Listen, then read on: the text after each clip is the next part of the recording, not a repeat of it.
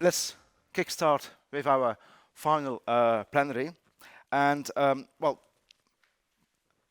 at the workshop, we have been discussing the low understanding or amongst companies in Germany of climate neutrality and also picking up objectives to climate neutrality. So buy-in is very much important, and this is what our first contribution is about. It was originally foreseen that Christiane Egger would present it, but she cannot make it. And then we have Daniel Becker standing in for Christian. So Daniel is a senior consultant at Guidehouse in Berlin, and he's a long-term participant of the Energy Efficiency Watch project, and we are looking forward to hear the results of it. Thank you. Speaking on behalf of Christiane, who sends her best regards. She's ill, so she couldn't make it. She regrets it a lot. I will hold her presentation on her behalf. This is part of the Energy Efficiency Watch program. Part of you may have seen my presentation yesterday. The role of Guidehouse in this consortium is to prepare the case studies on narratives, and Christiane Eggers and ESVs, so the Upper Austrian Energy Agency that stands for, part was to conduct a survey asking energy experts across Europe about their perception on energy policies and related to that on the narratives that play a role in that context. So let me see.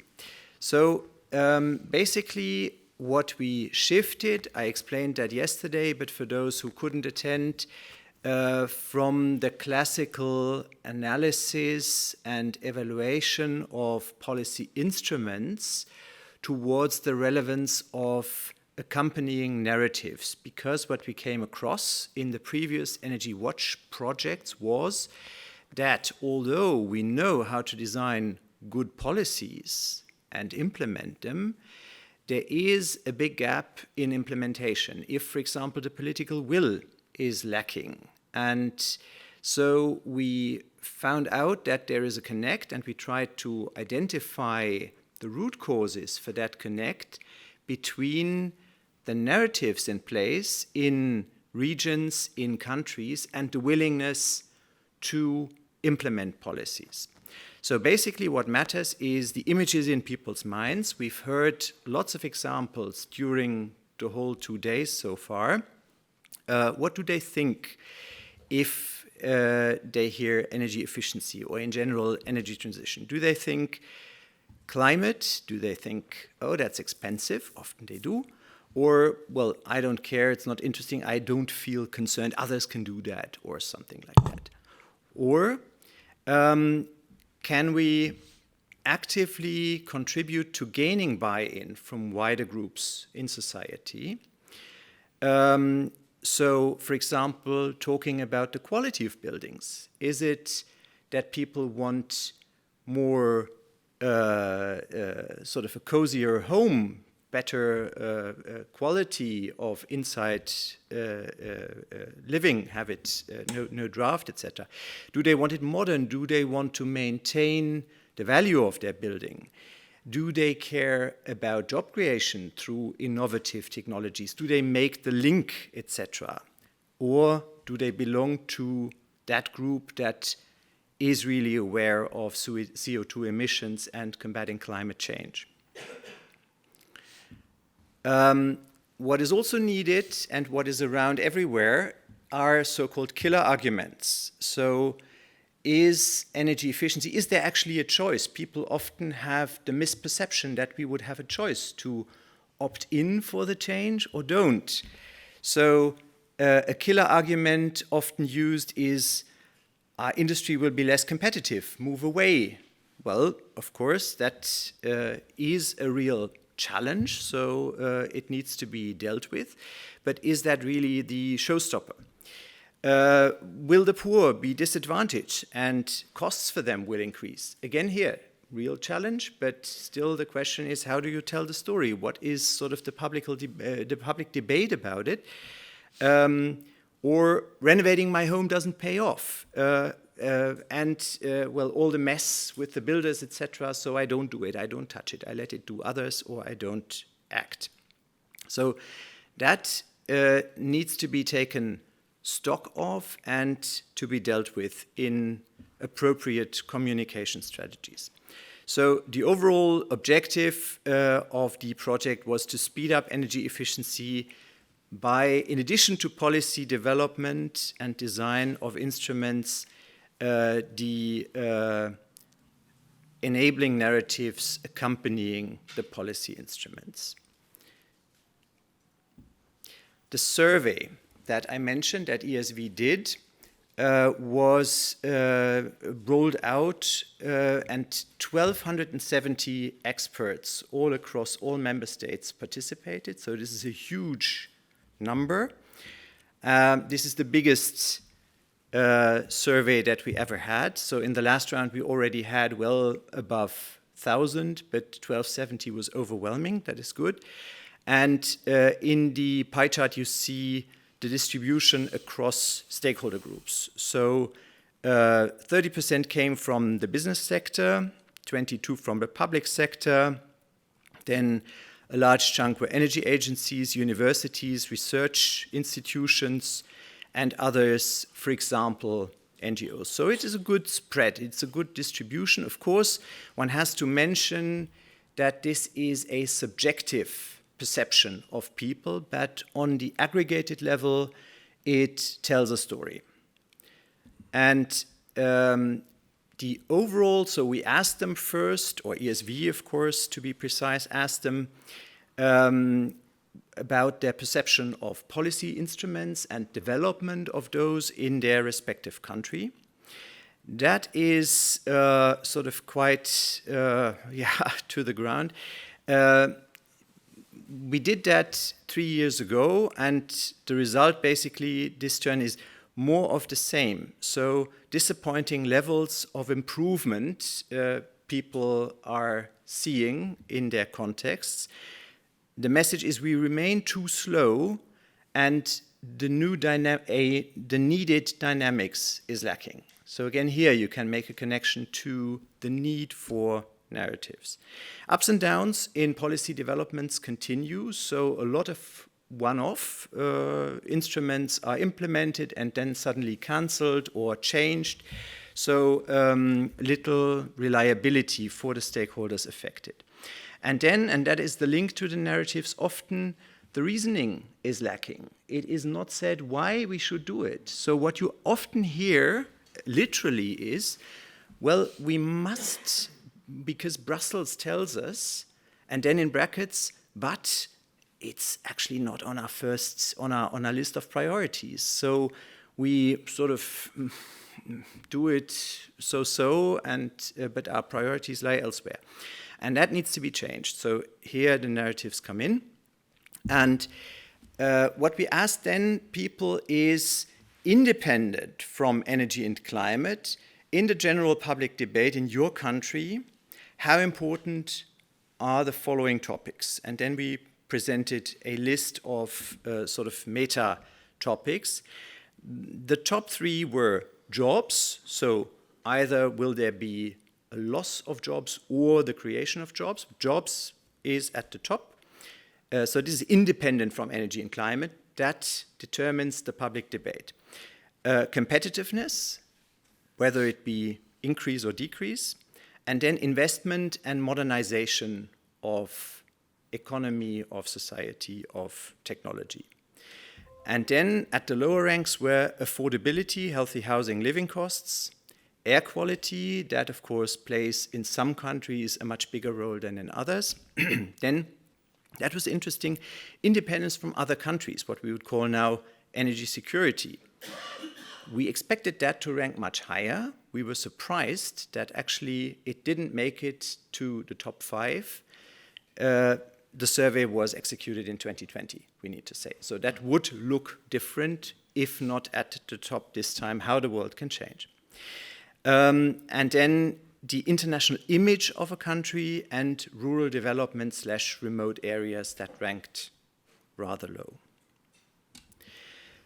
The next question was linked to energy efficiency in the public debate. Which arguments are most prominent? And here the picture is different.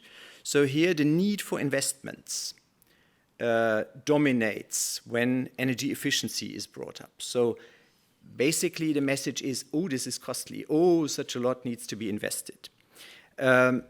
Not said whether that is connotated positive or negative yet, but that is then a change in the ranking. Then the aspect of competitiveness comes second.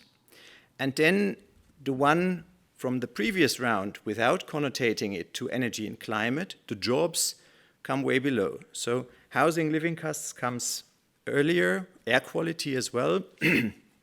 Dependence from other countries is also before that.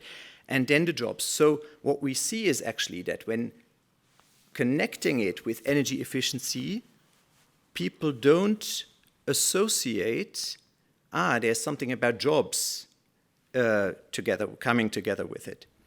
And social inequality and rural development also rank very low.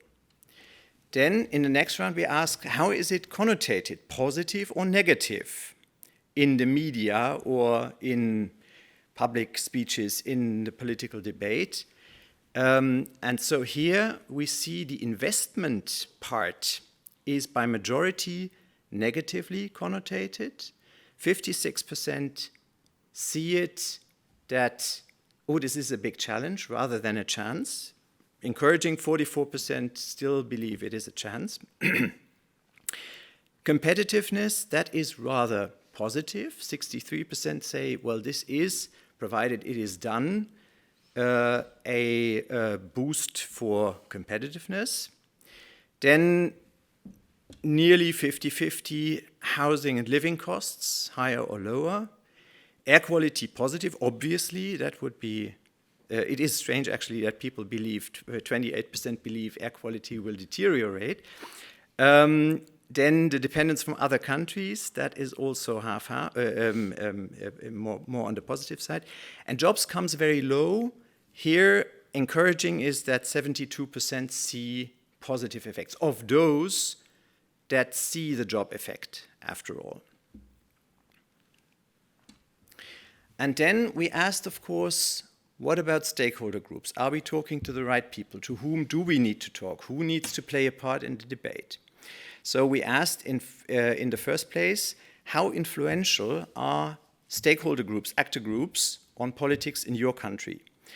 No real surprise, associations of large industry were considered the most powerful in setting the themes by far. Then came trade unions, then chambers of commerce, nearly at the same rank. Then the tabloid press, not to be neglected. Then, of course, for some countries more than for others, the farmers' organizations. Then came NGOs, and then only in some countries the churches. And then how influential and how inclined to speak pro or con energy efficiency. And here the associations of large industry slightly were seen to be more in favor of energy efficiency / energy transition. 13% although said, well, no opinion on that. Trade unions also more on the positive than on the negative side. Chambers of commerce similarly. The tabloid press also more inclined. Farmers' organization more opposed. NGOs, well, that is obvious, 80% pro. And churches, where they play a role, rather pro than con. But more relevant than actually the pro and con distribution is, in combination with the other questions, who is engaged in the topic and who needs to be involved more in the debate if we really want to change things. So that was basically what we tried to picture here on aggregated level.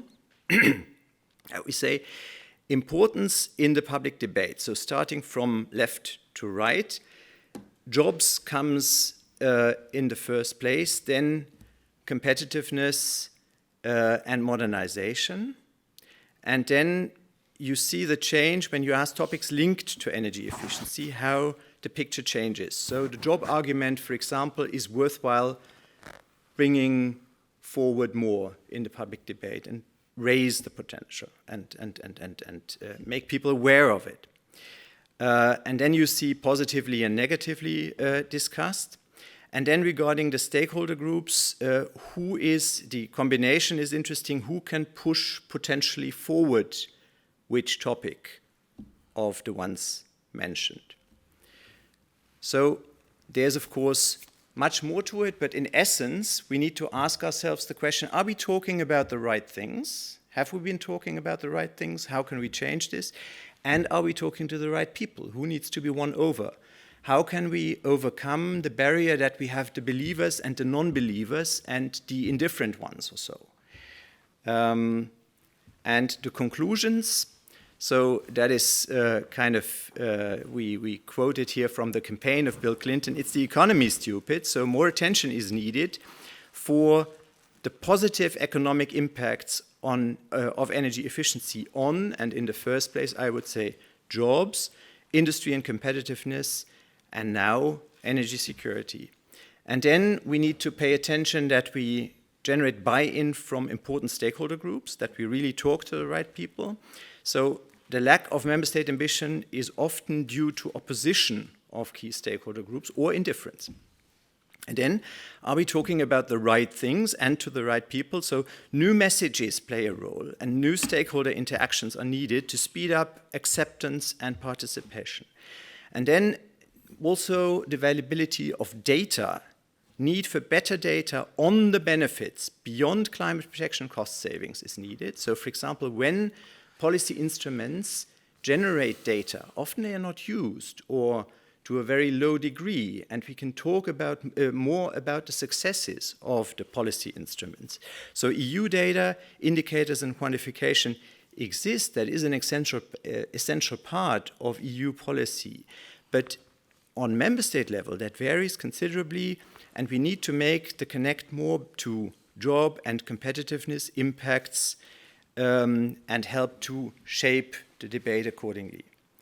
And then also, no time like now. I mean, never miss a crisis to shift the topics on the agenda, like we saw for energy security.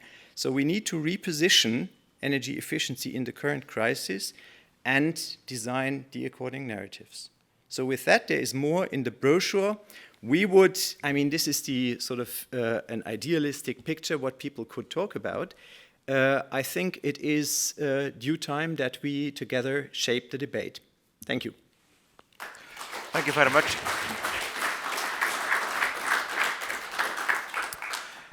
This is the fourth edition of that project, so I assume that such kind of survey has been conducted earlier. And are there trends in those surveys? So are there things that are popping up now that are new?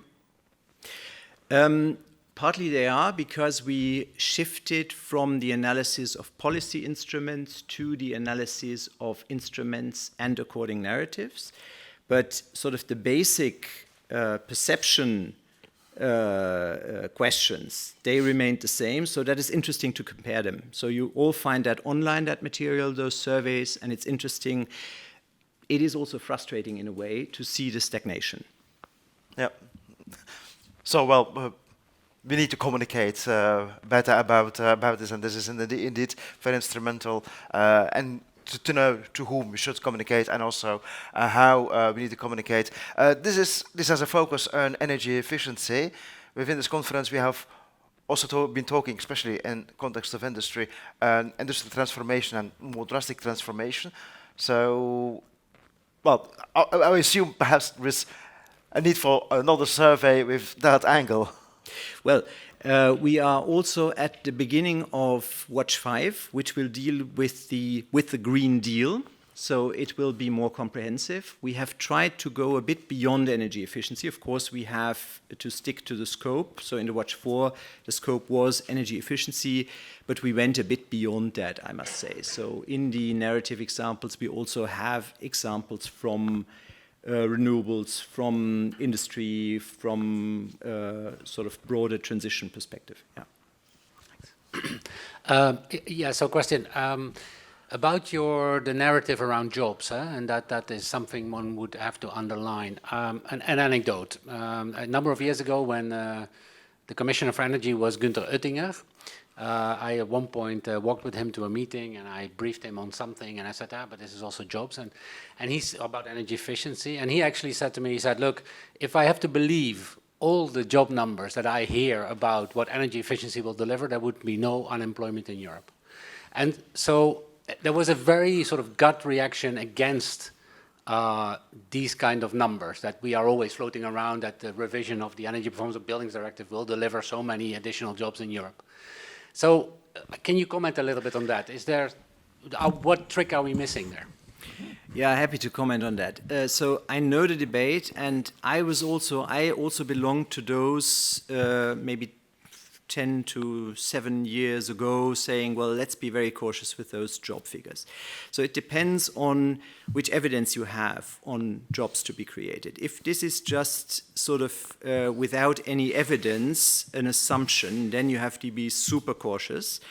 If you have evidence from transitional projects, like how many jobs they can create, or what actually, in connection with a thoroughly elaborated transition strategy for a region can be created, then it is more tangible. So that has to be said. So job figures as such, just from scratch, they don't, I mean, they even affect credibility if you don't pay attention to it. So maybe here we need to say, when we talk about jobs, they don't come alone, so they require a thorough strategy.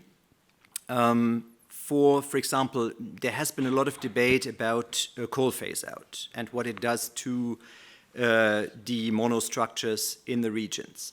And of course, if you don't accompany that by a government program or so, or a strategy, nothing happens, just the jobs go away. And that is the case very often. So one has to be aware, no, this doesn't come alone, but we have learned from past sort of structural change processes in Europe a lot. That is quite an asset, so we can apply those learnings and say, what is our concrete strategy for a struggling region, for a transition, etc. And then we have much more evidence on the numbers of jobs with which we can actually count.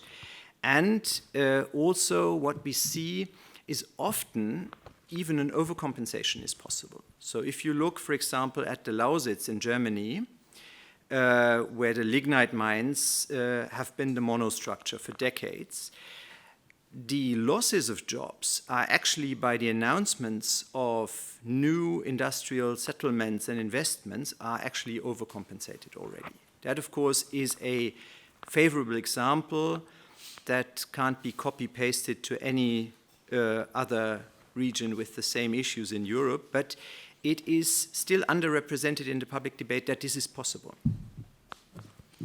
Thank you. Are there more questions?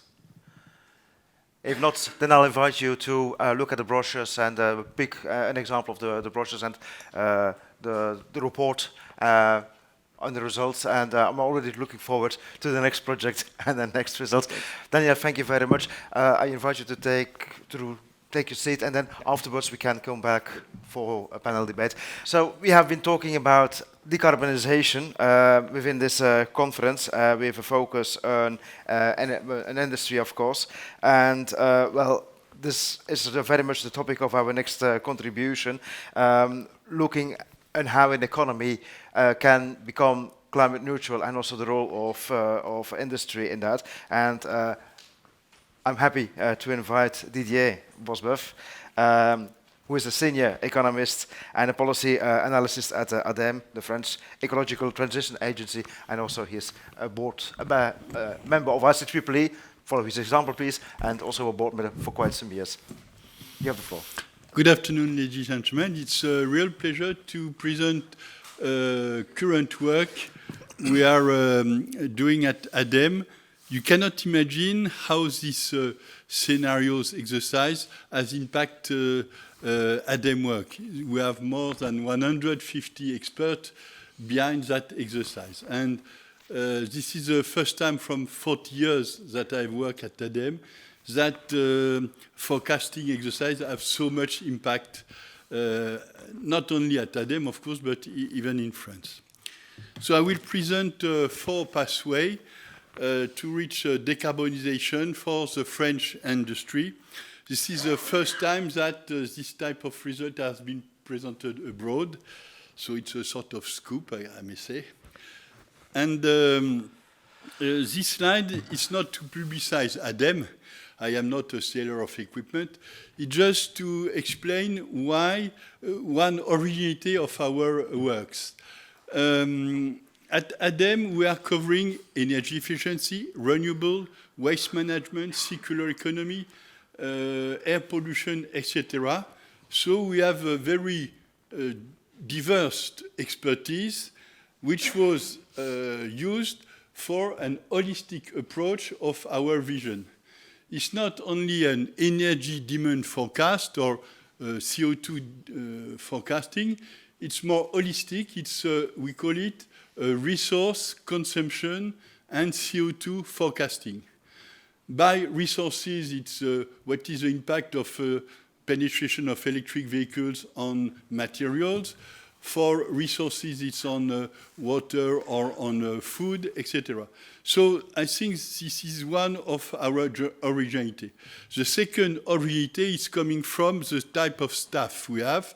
We are 1,000 at ADEME and 800 engineers, and you have 2 brilliant engineers here. But we have also economists like me and sociologists, so which makes the narrative, for instance, about this result of our pathway. So this is also a second, let's say, advantage of this ADEME work. We have different type of expertise, and we try to join all this effort. As we are a public agency, we are challenging other forecasting exercise. The first one is from the administration. So this is official one from our electricity regulator. And they have 27 scenarios. And of course, the conclusion was we have to set up 6 more EPR nuclear plants.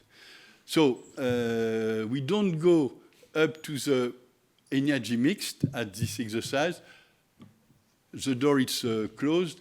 The government doesn't allow us to go up to the policy, to the energy mixed. We just propose CO2 reduction or energy demand. And we have another challenging exercise made by Negawatt.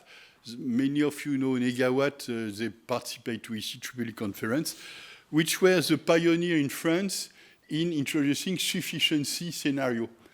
And the last originality you will see in our exercise is we are, I think, one of the first institutions in Europe providing a full sufficiency scenario. And I hope you will enjoy that. I may say, unfortunately, in industry, the sufficiency action are not so developed, or it's more difficult to imagine what means a sufficiency scenario in industry rather than in transport household. I will be more comfortable to elaborate on that type of scenario for the 2 other sectors. Okay, so this is our 4 narratives. The first, so we have a business as usual scenario, and there are 4 normative scenarios. So all the scenarios reach the target. They are not optimized as such. It means there is no cost behind that where we optimize the choice of technologies and so on. It's mainly expertise, which in one sense, for me, it's better than economic optimization where, for different reasons, I am not really in favor of optimization because it's different actors, we don't speak each other, and I don't know how we optimize the choice to put a heat pump and the choice to put a nuclear plant. So this is not, so you can optimize, but I don't believe in that, personally. Okay, the first one, it's frugal generation. In other terms, this is a famous sufficiency scenario. This is the narrative for the wool exercise, not for industry. You will see that in the next slide. So it's a forced efficiency. For example, 3 times less meat. We have, in that scenario, less cars and less homes than in the business as usual scenario. Of course, it's more local-based activity, so it means less transport, etc., so it's consistent. We have massive renovation. We are using low-tech and, for example, the reuse of equipment. The second one, it's regional cooperation. It's more something that we know. It's classic energy efficiency scenario. It doesn't mean there is no sufficiency in that, but the priority is energy efficiency. And we go at the maximum of energy efficiency in that scenario. Besides that, there is regional cooperation. There are more state aids behind that. And there is a target reindustrialization. In the S1, I forget that we are thinking about made in France reindustrialization. It's important in the mind. The third one is green technology. For example, it's a scenario where we have the maximum penetration of heat pumps. So we have a discussion on decarbonization technologies there, and all this scenario represent, I may say, the result of the first meeting we have yesterday, where all the sellers of equipment say, okay, my solution is the best one. So this is where all these things are taken into account in that scenario. So we are demolition and reconstruction. This is a scenario where we have hydrogen and minimum regulation. The last one, it's, we call it gamble restoration. It's based on a bet that we still keep the classic standard of life as we are behaving now.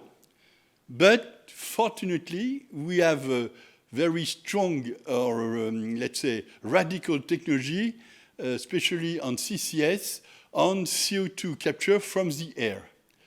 So, in fact, this is, we continue to live as we are, but fortunately, the engineers have found that technology which help us to reach this CO2 target.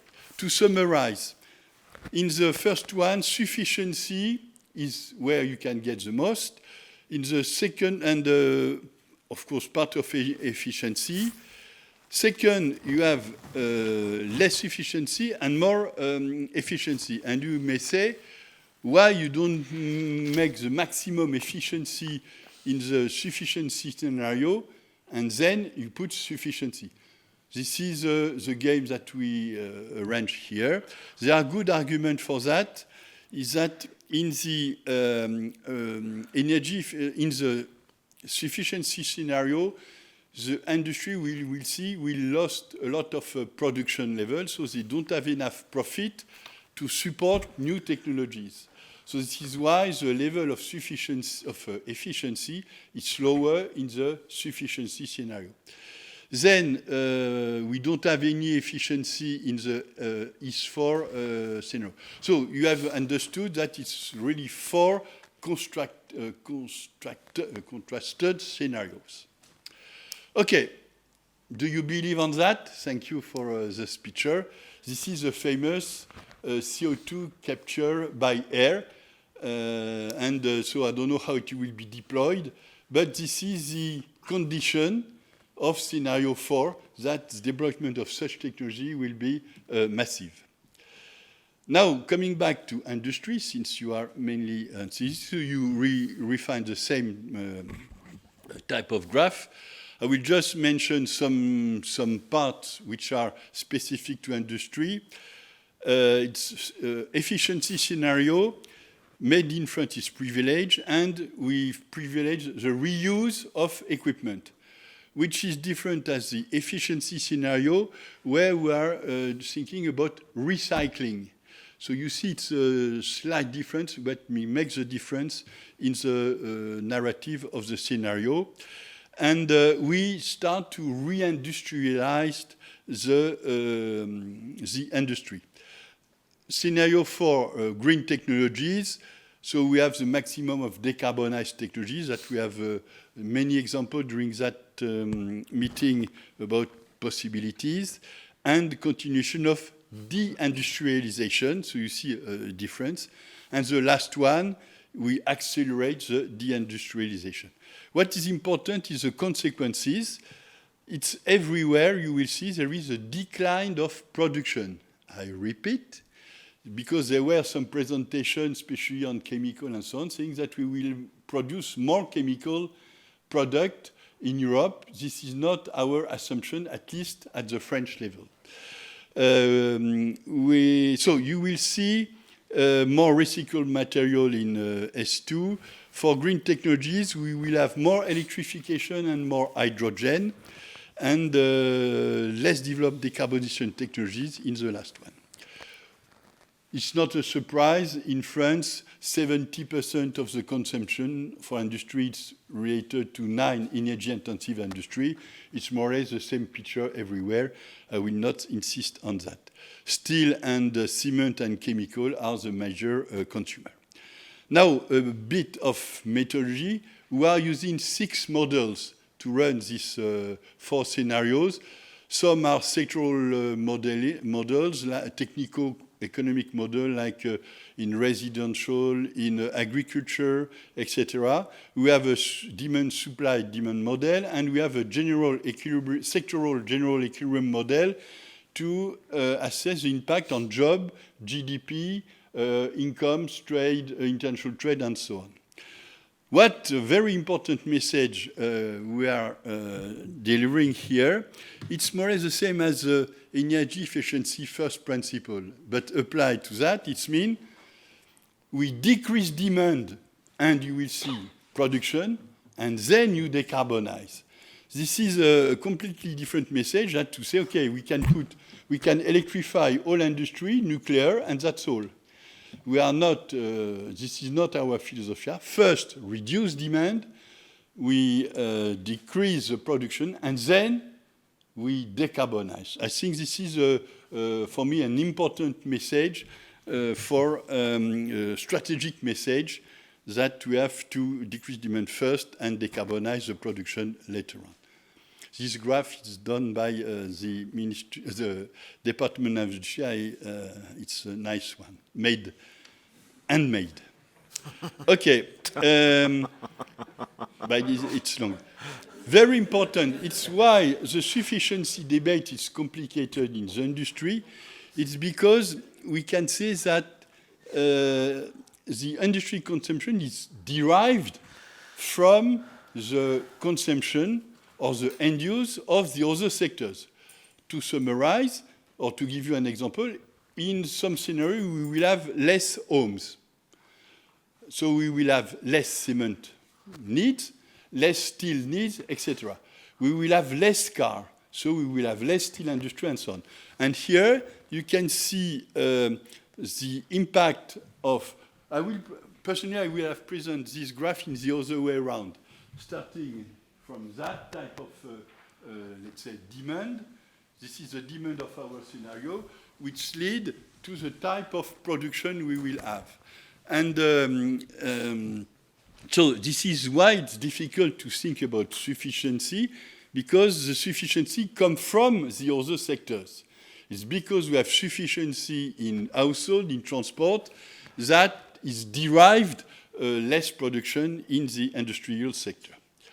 Okay, some methodology. I will give you result if we are succeeding in have zero emissions.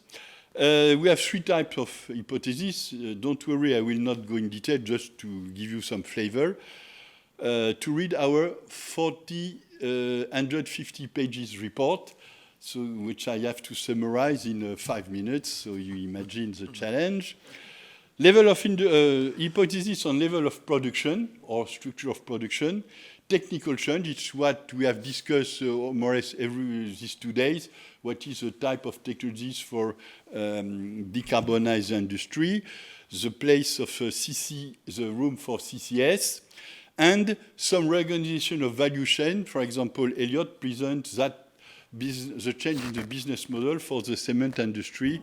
I think I have maybe one slide for the steel industry. Okay, look at that graph.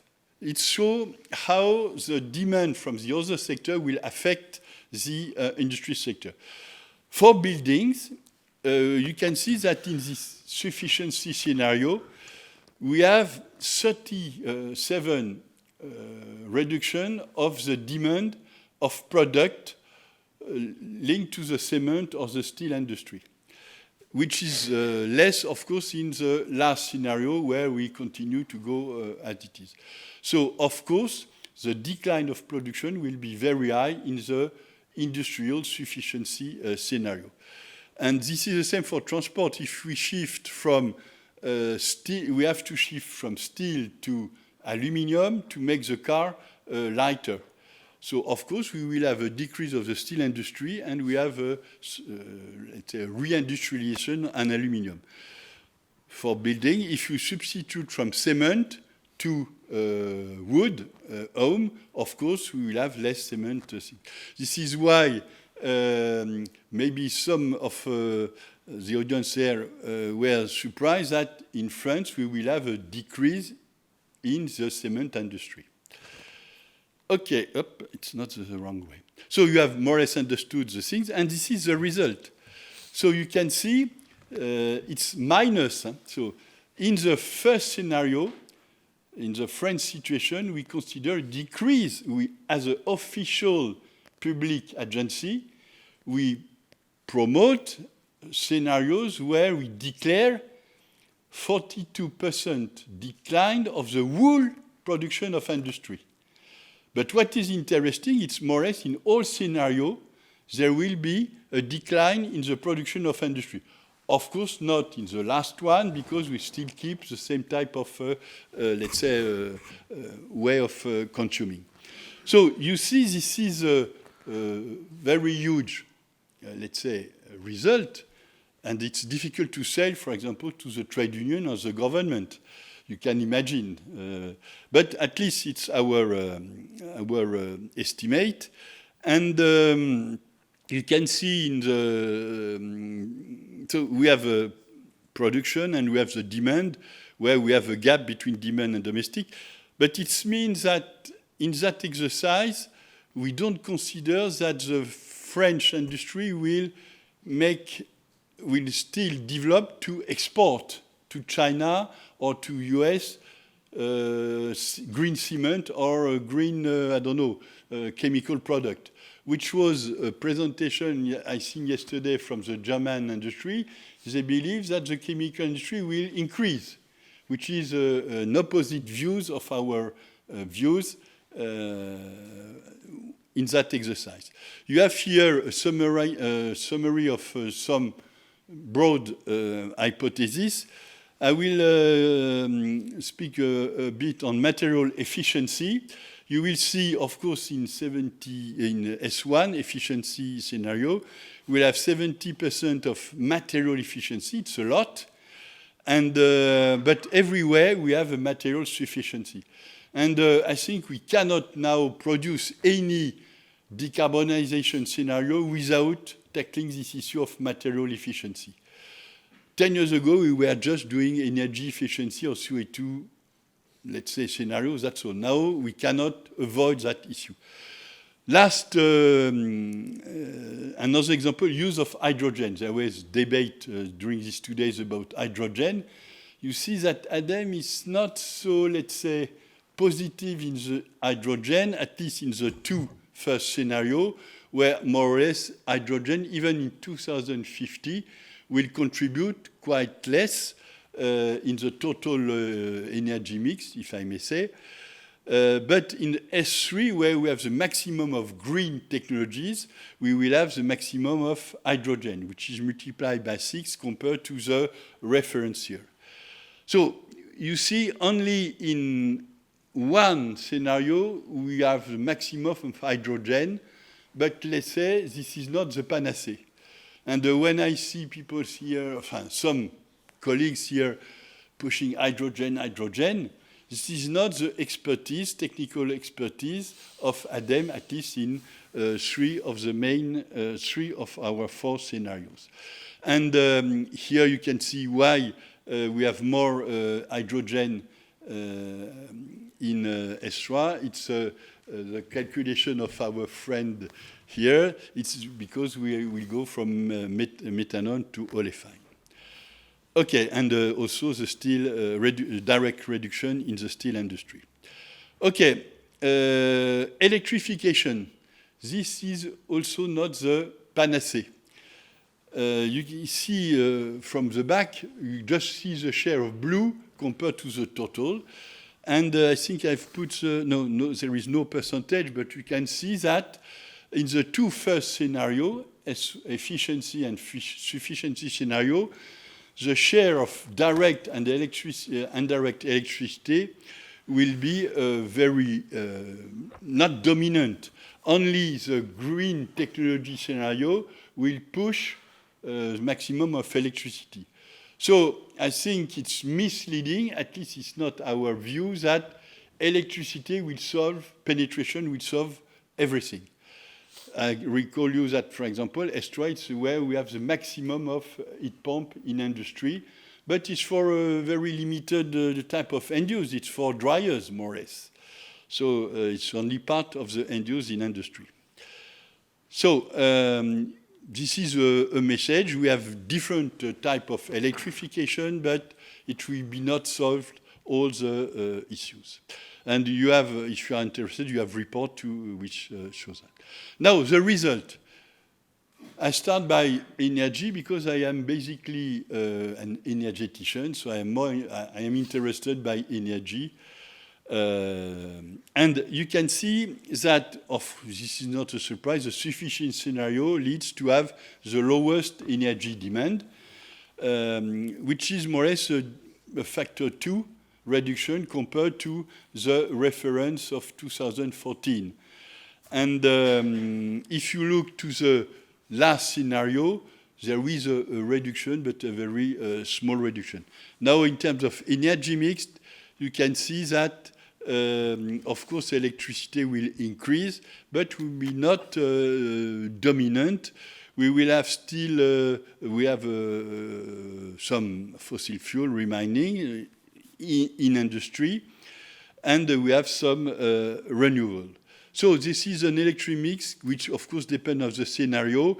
For example, S3, we have the maximum of hydrogen, just to illustrate the mind behind this green technology scenario. Okay, and you have the gap between the reference scenario. And if I ask you at the end of the story which scenario you will prefer, the government, what is the scenario that the government, French government, prefer? S4. S4, S3. Okay, and what are the green teenagers of ADEME prefer? They prefer The teenagers. S1 or, okay. So this is, I'm not serious, but this is a debate how to communicate on that. Another type of presentation of the result, where you see here penetration of biomass. It's more important in sufficiency and in the energy efficiency scenario, and more or less no biomass in the other sectors. Okay, now going back to CO2, because we are here for decarbonization. But before that, I think this is interesting to see the contribution between energy and material sufficiency, this is green, compared to the energy efficiency and electrification. And you can see that particularly for sufficiency and energy efficiency scenario, this is mainly through energy sufficiency and material sufficiency that we reach the target, including in the so-called energy efficiency scenario. And of course, for S3 and S4, the contribution of classic energy saving and electrification will play a major role. But this is something we have to, this type of presentation, it's quite rare to have this split between, let's say, sufficiency and energy efficiency. Greenhouse gas, and I think it's one of my last things, you see that we didn't reach zero emission. We reached zero emission in the full exercise, including transport and household, but we were not able to reach zero CO2 emission in that exercise, except in S4 if we have this famous CO2 capture by air. So you see the difference between gross emission, excluding CCS, and net, taking into account the CCS. And you can see for S1, we don't have CCS. This is important also. In the sufficiency scenario, I don't know if we don't believe in capture CCS or we don't need CCS. In fact, we don't need CCS in a sufficiency scenario. And you see the gap between the reference situation. And finally, the last one, it's by type of contribution by type of fuels. And you can see that there are coal in the, we are in France, not in Germany. Eh? So we have still coal in France in the last scenario. It doesn't exist in SO2, in S2. So as a conclusion, you say, okay, you make nice forecast. Why not? Normative forecast, I don't say it's easy to do. It's 2 years work with 150 experts behind that. But as a modeler, to make a normative scenario, it's not really difficult. To make an optimized scenario, it's another story. But behind that, it has a huge impact. Just read the numbers. So the first part of the conclusion is to say we need social choice.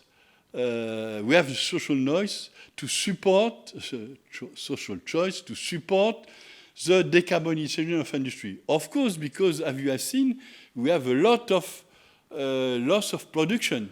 So how we make this acceptable? This was the debate I have during a coffee break or during your presentation. What means social acceptance in the industrial sector?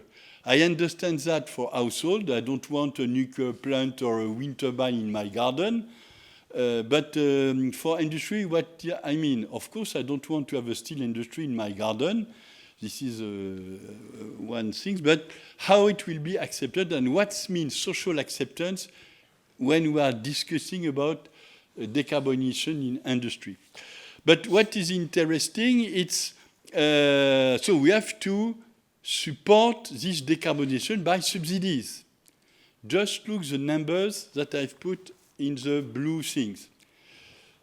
The French government we are very rich at ADEME, but it's not a reason to ask money for supporting Eceee. But we have I did it, so this is, we have 500. You know, we are a genius at ADEME. In 1 year, we multiply by our productivity by 3. Our current budget is 1 billion at ADEME.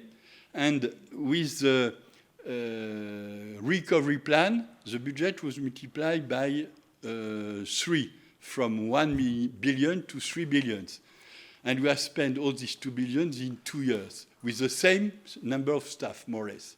So it's why we increase our productivity by 3. My salary is stable. Don't worry. But now we have a new plan from now to 2030 where we will have 5 billion extra million to decarbonize industry. It's not to decarbonize all the French economy, it's just to decarbonize industry. We will have 5 billion.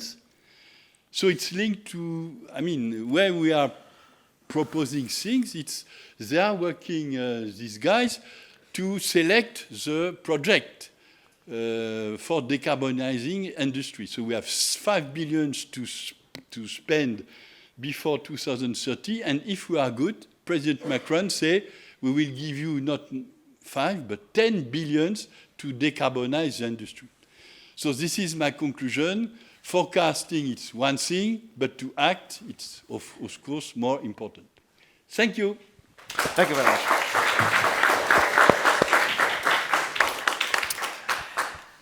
It is the technology stupid versus it is the behavior stupid. Wasn't that actually a quote by Ronald Reagan to discuss? Yes? If you take all those, Could you? if you take all those scenarios, and then you confront the government with those scenarios, the government goes, our main metric for economic well-being is gross domestic product. All those scenarios suggest that gross domestic product goes down. So government will then turn around and say, go away and rethink. At least that's my experience, that growth, economic growth, tops everything. And we can go around this circle. We have to sort of break that cycle somehow. I don't know how to do it. I'm not suggesting anything here, but you're suggesting a decrease in economic activity, not an increase in economic activity. And that's always very hard for a government to accept. I was quite sure that somebody asked me the question, so it's like we have a joke. We have a joke in France, or at least me, that EDF has always a slide to answer to all the questions.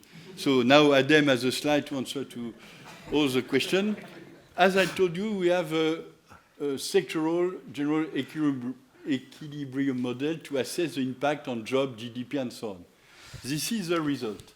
And you can see that for all scenarios, we will have an increase in the GDP. So, and this model has been challenged by the ministry.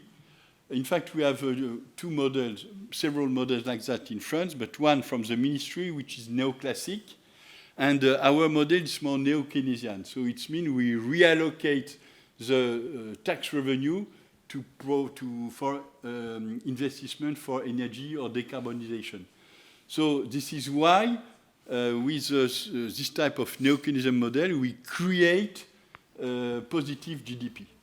So your argument, we can prove, and it's documented, that it's good for the GDP, even the sufficiency scenario.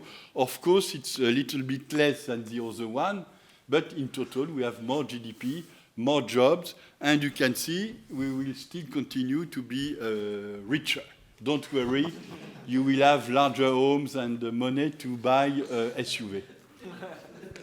Electric SUV, of course.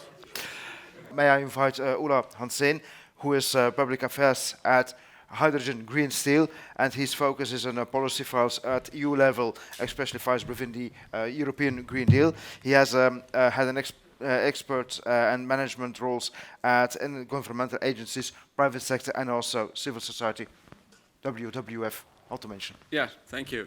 Try to keep you awake here, knowing that it's late, but also interesting to hear the other presentations, especially the 4 scenarios I liked. We did that when I was at the Energy Agency, a similar work there. Maybe not so many experts as we heard here in France, but I think the funny thing was the name of the scenarios. They were music expressions, and I'm not a musician, so I always forgot. I think it was Legato, Forte, Vivace, and one more. But I never forgot which scenario was. I think you had better names in that way, even though they were very beautiful names.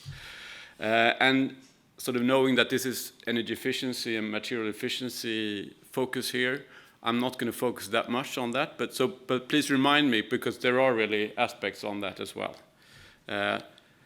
So let's move. And I'll have a lot of slides, but I try to move quite quickly. And I promised sort of to give, I'm going to tell a little bit about our company, but start with sort of some aspects of what's going on in the north of not only Sweden, but actually the other countries as well. And there's a northern problem missing here. It's investments in northern Europe, because I know Northern Europe is whole of Sweden, but now we're talking about the north of Sweden, Norway, and Finland here. And it's important to also remember that all of these are not already realized. There are some that have moved, but there are really investments that are in commercial operation. Some are in financial close, some are close to financial close, some are still plans. But there is a variety of sectors here. Of course, we have Northvolt as one example. They're already in commercial operation. Or is us. We are, I think, very close to financial close. We hope to achieve that start of next year, or at least the beginning of the next year, first half. And then we have iron, hydrogen, even hydrogen infrastructure between Finland and Sweden in this region. It's not what we prefer, but that's plans, but also of course bio-based materials here, and also I think it's in a way looking into different ways of also using the byproducts of these industries. For example, using the slag from the new DRI processes, using waste heat to make greenhouses, and to grow actually a lot of new types of food here with different heat. You can go different heat levels on greenhouse with greenhouses on that. So it's a lot of going on, and of course mining as well. And what's driving here, why now? And I think climate policy and climate, also awareness of climate change in different ways, both in public, in corporate world, but also policies pushing this. And of course, we talked about this. We can argue about how much electrification can contribute with, but it is really something that can do the difference and help us sort of steer away from the fossils. And of course, here we're talking both of the direct electrification, which is always the preferred option. But if you can't electrify, then you can go on the secondary option to use hydrogen, for example, or hydrogen derivatives, products like ammonia. And the resources is needed for the transition. So of course this is important here. So what this region has, the most important asset is the electricity, and the fact that it's stable, it's rather cheap, and it's renewable, and we have it in abundance. Not forever, but there is an ongoing development. A lot of wind is built here, so it's a continued increase, and they build because they know there's going to be demand in the future as well. But then, of course, the materials we have here as well. Let's see if yeah, and I think in this region, most of the cities exist due to industries or mining. So there's awareness that we wouldn't be here if there were no companies, in a way. So you are positive to these developments. Really little resistance. I'm not saying that they love to have a steel plant in their yard, like we heard here, but they are actually fine with having a steel plant as a neighbor. But there are challenges. They're not so. I mean, this region needs to grow, both in Sweden, Norway, and Finland, and you need to attract people to move here. It's dark half of the year. It's very light the rest of the year, the other half, but it's very dark one part. So and of course it's not it's only not only workers. We're seeking half and half, like gender equality at work, so 50-50, but then we need to find jobs for the other half and the whole family. So it's not only, it's all the other parts as well. The municipalities need to invest in schools, hospitals, everything. And it's hard for them because they don't have any revenues yet of taxes. So how do you do that?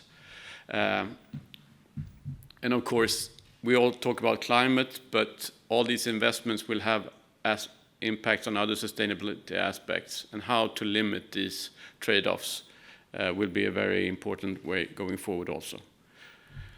I think Northvolt, they're the ones that have come the furthest, and they have already started they have the first battery produced earlier this year, I believe, or maybe it was already, no, it was this year, yeah. And it's been a tremendous sort of achievement, but also a lot of course, challenges for them, but also for the municipality to grow and get everything in place. And that is still a very ongoing challenge for them and getting people there. But they have managed so far, but they need to, and a positive thing is that the plans are growing and growing. What they're now planning to build is much bigger and has much more capacity than they initially thought, because demand and the products you can do is, and the recycling method, etc., is progressing all the time, and there's a positive potential on that. And the founders of Northvolt, in a meeting with the automotive industry, realized, okay, now we're solving the scope 3, the use phase emissions with electricity, at least if it's green and sustainable electricity. What's the next step here? And they heard about the automotive industry then setting targets on the whole value chain. Okay, what's next? The batteries, okay, that has a large embedded emissions, but then next in line is steel. We should go into that. So the founders of Northvolt then started 2 years ago. They had a little bit more than 2 years ago. They had started this idea of producing close to zero emission steel, and that was the start of our company. And then 1 year later, in the spring of 2021, the company was launched. And of course, there was this first pilot project called Hybrid that has already been launched in Sweden. And I think, of course, they were a big contributor to us being able to start back then. We're a purpose-driven industrial startup. That means that it's not only profit, we really want to make a difference. But of course, to make a difference, we need to make profit. And we see ourselves not only as a steel company. We start with steel. We want to use our knowledge to decarbonize other sectors as well, mainly then using hydrogen. And of course, the first project here will be the most important, and that's in Boden, even further north than Skellefteå, where we saw from Northvolt here. It will be a large electrolyzer plant. A lot of these projects are ongoing, so I wouldn't say it's the largest in the world, but it's going to be one of the largest in the world when it's built. And we will achieve a 95% reduction compared to the average, sort of the common production level in production method and production level in Europe, production processes. And very ambitious time plan here. Maybe we will not have full commercial operation in 2025, but at least we will start operation in 2025. And just again, those factors here, we have the land, we have the infrastructure with grid connection, rail and roads, port, and also expertise here with the existing steel industry already. And I don't need to explain this to you. Steel, as you know, globally, we heard it a lot. It's an important factor. It's only, in a way, 5% of European emissions, but it's 25% of industry emissions in Europe. So it's still, even in Europe, a significant, important part. And just some comparisons here with other Nordic emissions, half of the car emissions. So it's significant. Our customers is not, we talked about the automotive industry, but we also have customers in white goods, construction, and industrial equipment are interested in our products. And trying to be a leader in sustainability is not only about climate, it's also about other aspects like material efficiency, circularity. We will use as much scrap as possible, even though, unfortunately, scrap is a supply constraint material today. There's not enough scrap. So even in the best scenarios, we will need steel based on ore going forward. Finally, we will probably have enough steel in the technosphere that we can have a more circular and only bring really small volumes of virgin material to it, but we're not there yet. Digitalization is, of course, very important for us as well, and as I talked, also building now a factory from the start with a lot of automation, we can take away a lot of the heavy lifting, and we think that our operators and of course all the staff, we can go 50-50 when it comes to gender, which is of course a complete shift if you think about the steel industry today. But it's also, if we're talking about attracting people moving here, it means that we can use all persons that move here in our industry. Technical. This is just showing sort of the blast furnace route, and it is in the DRI reactor you use the hydrogen instead of the coal. And so instead of creating carbon dioxide in the blast furnace, you have hydrogen to pull out the oxygen from the iron ore, and you get iron and water out of that process. And then there's a product called DRI or direct reduced iron, and then you need to melt that in an electric arc furnace, but then it's the same steel process as in the blast furnace route. And there you have 2 tons more or less. With our route you can come down to 0.2 tons or even lower. So it's a significant reduction. The plant will have 3 parts, and it's the hydrogen part, the iron making part, and the steel making part. And it's the hydrogen production that you will use the most electricity. And I think one thing we also do in our plant that is not common right now is that you have an integrated plant. Normally now you have the blast furnace, you make the sort of raw iron, you could say, you let it cool down, and then you ship it somewhere and you heat it up and you roll it and make it a final product. Here you will sort of start with water, electricity and ore, and you will end with steel. With no cooling down, we use the hot metal in a way all the way. So in that way, it's a more energy efficient way of doing the steel. We have pre-sold. It was a requirement from our banks. So we actually have pre-sold our production during the first 7 years, 60% of that.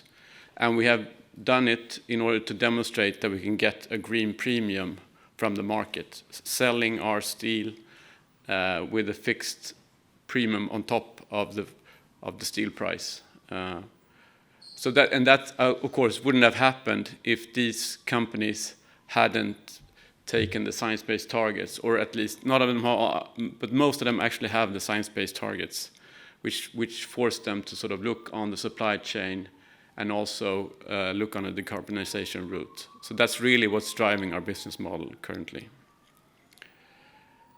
But anyway, I think just we talked about this, about this aspect. I think I heard yesterday also about the energy geography. I think it's interesting what we will see. In a way, this is changing the logics of industry in Europe, where you move from where your coal is and you shift where you have renewables. But maybe you don't have to move all parts. It could be also that you, in a way, keep much of the steel industry in Germany. You have some iron making there, but you could then import the iron, green iron, from Southern Europe and from Northern Europe, where you will have lower electricity prices. It would be a faster way of decarbonizing the steel industry in Germany than building transmission lines or hydrogen pipelines. Okay, it's gone. So I think that's something we see. We'll see if that is a development we will see, but that's what we believe anyway. Will be the fastest way and most cost-efficient way for Europe going forward. I will end here with, I promise to sum up with sort of, okay, because in many cases you say, well, this is Northern Europe. It's a special case. It has no application to the rest of EU or the rest of the world. In some aspects it's right, but in some aspects I think it really has a relevance for the rest of the world or EU as such. I think with hybrid and first hybrid, the state-owned companies sort of pilot project, and now our full-scale production going for green steel has really triggered the others in Europe. After we have launched, all the other big steel makers now have launched their green steel production glance. We applaud that because in a way, we want to accelerate decarbonization. Of course, there are competitors, but they all need to transform. So I think really by being front runners, you can push the others to move. I think in a way it also makes it easier for policymakers to raise ambition in policy. So that's also a way of accelerating. There will be a large demand for electrolyzers, which currently we know is not the most efficient way of using electricity. I mean, it's always better to electrify than to go with hydrogen if there's two options. But these electrolyzers, it's a new technology rather, at least on this large scale. So there can be a lot of investments there in R&D to make them much more efficient, which means that we can make much more hydrogen for less electricity in the future. And I think overall learning how these systems work integrated, as I said, there will be clusters here in Northern Europe, in this part as well, where you connect different streams to. So there will be new, today we have the chemical industry, very clusters using different streams. I think you will see the same here, new things you will learn. I think I mentioned some of the others here, and I think also hopefully we will also learn how to deal with trade-off to mitigate impacts on other sustainability issues as well. I think policy is important for us. We really are pushing, and we've been pushing together with the NGOs for a real cost of carbon, and to a faster phase out of reallocation and a faster phase-in of the CBAM. We will not succeed with that, but at least we tried. But I think in general, there needs to be a better level playing field between the green front runners and incumbents going forward. I think just the last slide here showing another interesting policy development now we're seeing is a sustainable product initiative, and especially the eco-design. It also could be a way of creating demand for decarbonized products in a much, not only the front runners now that have voluntarily taken the science-based targets, but actually mandatory requirements to put these green materials in new products. Thank you. Ton van Drill from TNO. My compliments for the project and for the presentation. I was wondering, since you intend to leap from the hybrid pilot plant, which is 1 ton of steel, up to 5 megatons in one leap, how much time will you take to do that? And are there any intermediate phases? And for instance, how do you supply your hydrogen to that amount and your pellet production, for instance? Yeah, I think pellets we will buy. So the ore pellets we will buy from LKAB. So it's the same. There's no contract yet, but of course we're negotiating with several. But they're neighbors. They're on the same railroad, so that would be the logic, sort of industrial logic. We're not doing anything in between. We're probably engaged in some small projects. We're not building a pilot project. We're going full scale from the start. And I think that was the idea of Northvolt as well. People say crazy. Yes, but it's possible. And I think what we have done, the problem here is that there's not been a steel plant built in Europe for 5 decades. The last one was built in the 70s. So then we have taken people from the US, where they build a lot of so-called mini mills based on scrap, but they build a lot of steel plants. So we have several American colleagues now in Sweden, but from US that know that. The direct reduction tower, this will be the first large-scale hydrogen sort of fed direct reduction tower, but this technology is used worldwide with natural gas. And there it's in the Middle East, it's India, so here we have a lot of people from those regions as well working with that part. And then hydrogen, it's a total new business that we collect whatever researchers and experts we have found. So in a way, we think we can do it. We see Northvolt is not it's sort of a sister company, you could say. They managed, and we will try to do the same. start operation in 2025. But we started groundworks already, and so I think we got our permit. We got, as I said, the loans, of course, on condition that we get the equity. We believe that we will achieve the sort of financial close by at least first half of next year. And steel plant is ordered, iron production part, the DRI part is ordered, so it's final contracts with the electrolyzers now. I'm not going to keep you up too long. Room for, let's say, one final question. I guess just on the finance side, you mentioned you've got loans from, I guess, private institutions. Was there also an element of public subsidy that went into the business as well? We hope for that. I'm looking at Eceee here. We have applied, but we haven't got the innovation fund so far. Hopefully we can get that.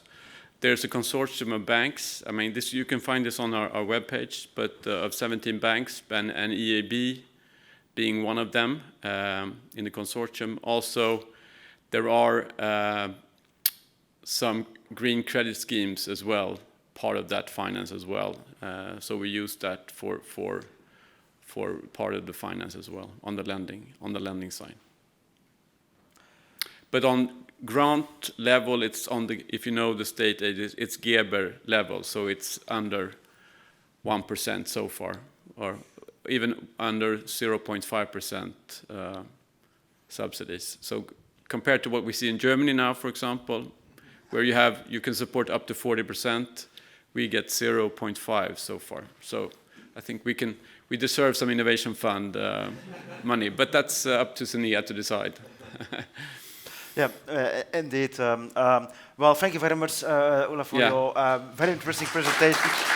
Sorry that there was not much more time to elaborate and have a discussion, so I hope that you can stay somewhat longer. Yeah, I can say I'm not in a hurry at all, so anyone has questions, so please come. He didn't have any public funds, so pay him a beer. Well, this is at this point we are going to close our conference, our Zero Carbon Industry Conference. We enjoyed it very much. So, well, we are at the transition. So we have been discussing energy efficiency for a decade right now, but now we are changing the topic into decarbonization, and we do see that it is in the transition phase. Policies are not really up to speed to fully support the transition, and well, but we're very pleased that we could end with the positive note and with the positive example of that steel plant that really stimulates other companies also to make that deeper transition. So it will be a challenge. We have a challenging and interesting decades in front of us. And with these words, I end here, and well, we will continue with our series and with Zero Carbon Industry. And well, if you become a member, then you will have first-hand information on our next conferences. Thank you very much.